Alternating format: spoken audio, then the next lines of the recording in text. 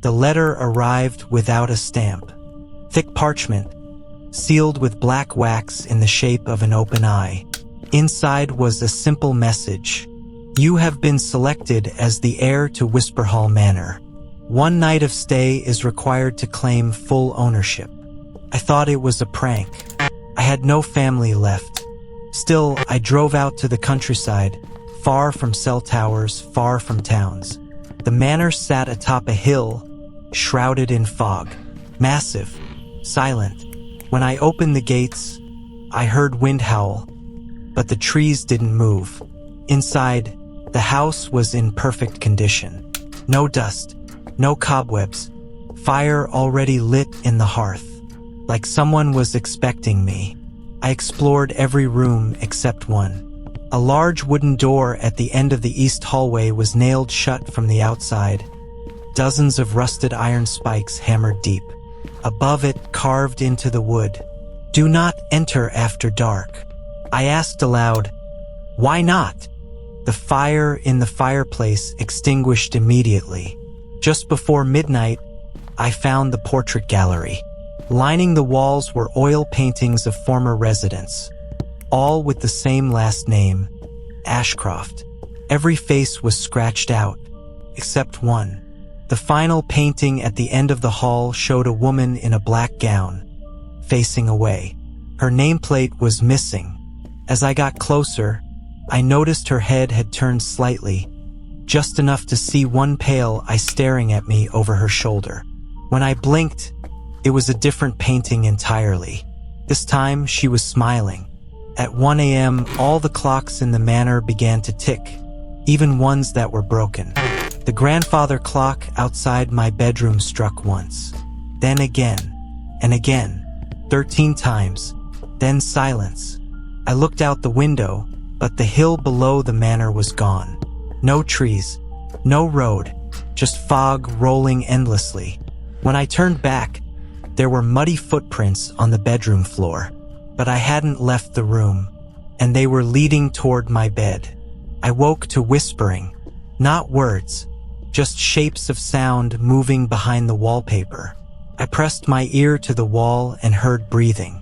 Close, like someone was inside the walls, moving slowly, dragging their fingers along the plaster.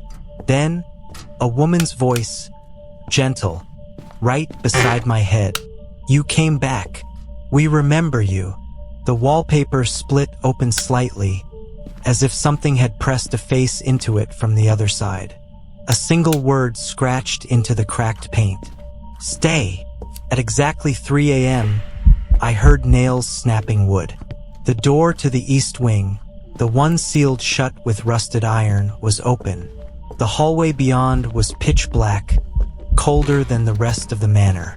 The air smelled like wet earth and old flowers. I stepped in. The floor creaked beneath me, but not like wood, like something breathing beneath the boards.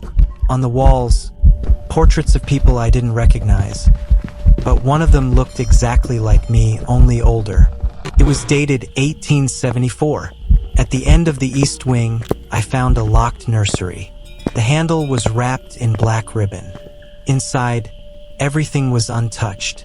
Rocking horse, dollhouse, tiny bed, but the cradle was moving. I leaned in, empty.